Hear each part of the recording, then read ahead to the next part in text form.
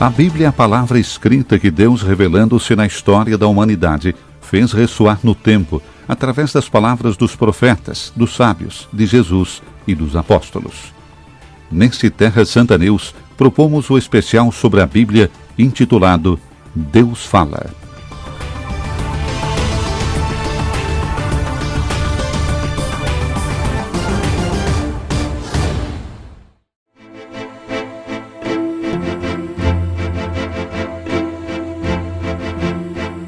A mensagem dos profetas e a tradição dos sábios e dos escribas não ficou por muito tempo apenas expressão oral, mas logo foi colocada por escrito.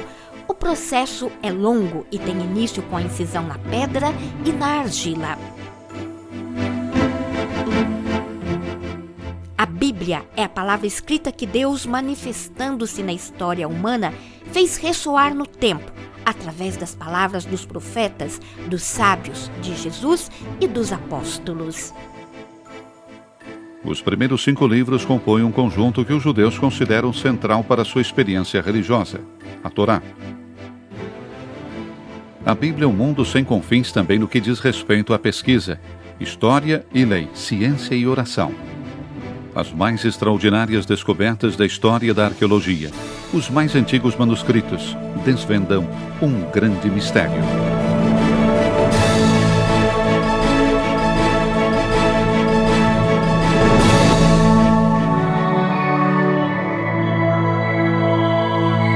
A história do povo de Deus tem início com o chamado a Abraão para deixar a sua pátria e com uma promessa: farei de ti um grande povo. Os acontecimentos com o povo de Abraão se desenvolveram durante séculos e tiveram como cenário os lugares do Oriente, inclusive o deserto. No Monte Sinai, Deus se manifesta a Moisés. O Sinai foi o cenário onde foi estipulada a aliança entre Deus e seu povo. Si trova nel deserto. O Sinai se encontra no deserto e Deus fala no deserto. O deserto purifica a alma. Deus deu sua palavra, manifestou-se em um meio que não pertence a ninguém. Ele quis falar em um ambiente misterioso. Ha voluto parlare in un ambiente misterioso. Ha affidato 10 parole a Mosè. Ele confiou 10 palavras a Moisés. A tradição sinagogal diz que a voz de Deus era como um fogo, voava no ar e depois gravava a palavra na pedra. A tradição rabínica explica que não se deve ler gravado na pedra. O que significa dizer que Deus fala? Falar para alguém significa fazê-lo existir, entrar em comunhão com ele, em aliança. É isso o que Deus procura, entrar em comunhão com o homem, criar. A palavra nos faz existir. Quello che Dio cerca, entrare in comunione con l'uomo, vuol creare. La parola ti fa esistere. O Sinai está ligado ao dom do decálogo, as 10 palavras escritas na pedra e no coração de cada homem. O monte da fé, o lugar do encontro e do pacto, o monte do amor.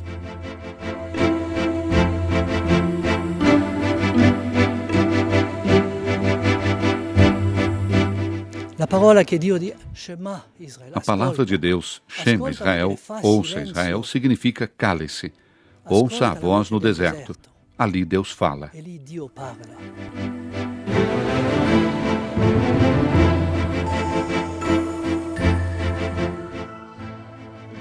As histórias narradas na Bíblia não foram escritas imediatamente, mas surgiram de experiências especiais, vividas com Deus e depois contadas, e foram transmitidas oralmente de pai para filho. As histórias sobre os diferentes patriarcas eram transmitidas nas celebrações comuns. A tradição judaica rabínica ensina que também a lei oral foi transmitida, junto com aquela escrita, por Deus para Moisés, no Monte Sinai. Durante séculos, tradição oral e escrita se entrelaçaram na história de Israel.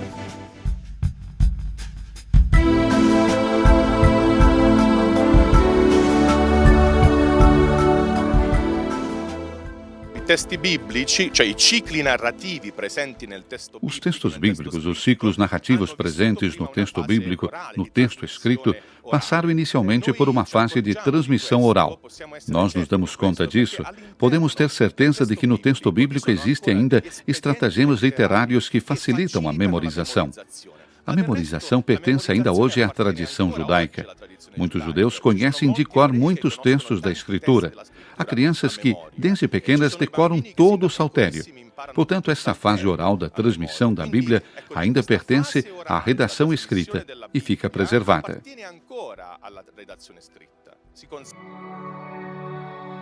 Os primeiros 5 livros da Bíblia compõem um conjunto que os judeus consideram central para a sua experiência religiosa: a Torá.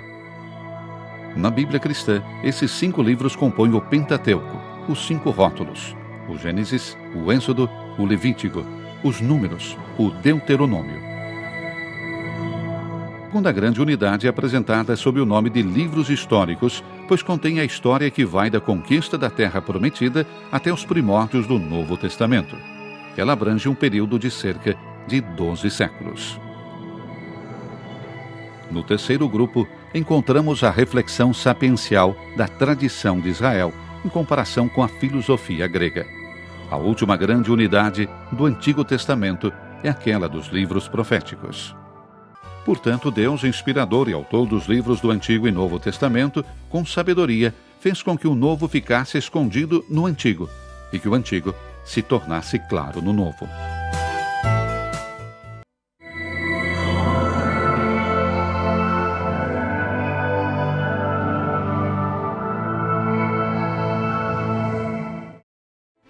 Deus, após ter falado muitas vezes e de modos diferentes nos profetas, ultimamente, nesses dias, falou no Filho. Jesus nos deixou narrações e episódios muito simples, compreensíveis a todos, seja aos pescadores da Galileia, aos escribas de Jerusalém. Seus discípulos nos transmitiram o testemunho da vida de Jesus através dos evangelhos. A persona di Gesù não é fruto della fantasia. A pessoa de Jesus não é fruto da fantasia de um autor, de um narrador, de um escritor, mas é a alma da comunidade que nasce dele. Desde o segundo século, a tradição da Igreja atribui os evangelhos, respectivamente, a São Mateus, São Marcos, São Lucas e São João. Os primeiros 3 evangelhos são chamados de sinóticos, devido à grande semelhança entre eles. Mateus, o publicano do Colégio dos 12 Apóstolos, escreveu para os cristãos convertidos do judaísmo.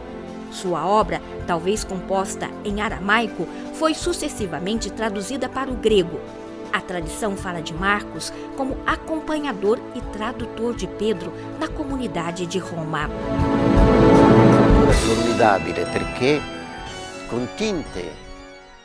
Um narrador formidável, pois com tintas de um claro escuro muito forte, pinta o ambiente de Jesus. E, portanto, temos simpatia por esse escritor, que para nós é o primeiro dos escritores. Um escritor estranho, mas simpático, bom. Um escritor estranho, mas simpático, bello. Lucas, médico de origem pagã, compôs o terceiro evangelho. A obra de Lucas é escrita em um grego culto e elegante. No terceiro evangelho, Jesus nos apresenta Deus como um Pai misericordioso.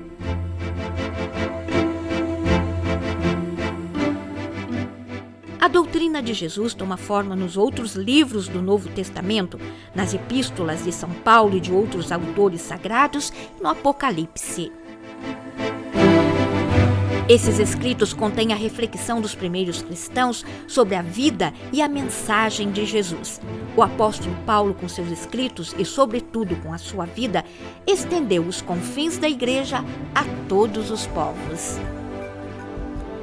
Como disse São João Paulo II, Cristo, através da sua mensagem, conseguiu penetrar na mente e no coração dos apóstolos e do povo. Dos pequenos vilarejos da Galileia e da Judéia, o povo acorria para ouvir a sua mensagem. E Jesus falou de modo muito simples que todos podiam entender. Falou do pastor que perdeu a ovelha, do semeador que plantou a semente em terrenos diferentes, do filho pródigo que se afastou de casa. E os ouvintes entendiam logo que se tratava deles. ovelhas perdidas, sementes que deveriam dar frutos, filhos procurados pelo amor do Pai. De fato, quando se deu a plenitude do tempo, o Verbo se fez carne e veio habitar entre nós, cheio de graça e de verdade. Cristo estabeleceu o reino de Deus na terra. A boa nova proclamada nesta terra, santificada por Deus, é anunciada hoje até os confins extremos da terra.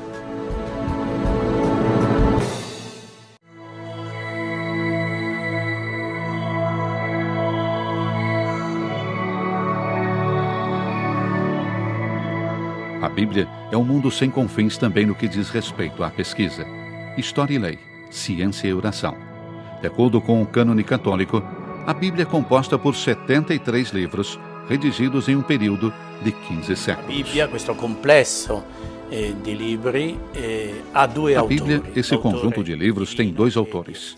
O autor divino, que é o próprio Deus, e o autor humano, que são os hagiógrafos, os escritores. Deus, como autor divino, inspirou, assistiu à inteligência, à vontade, às faculdades de execução. Isto é o que torna um escritor o que ele é. Os homens que depois colocaram por escrito a palavra, com seu gênio literário. Através das palavras, os fatos ficam, se assim podemos dizer, cristalizados, fixados no escrito e constituem o que nós chamamos Bíblia.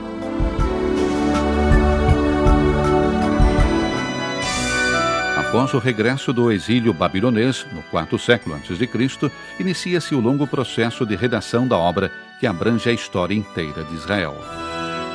As escrituras se evoluíram através das mais antigas transmissões dos textos realizadas pelos copistas, que ficaram fiéis aos textos e cuidaram deles.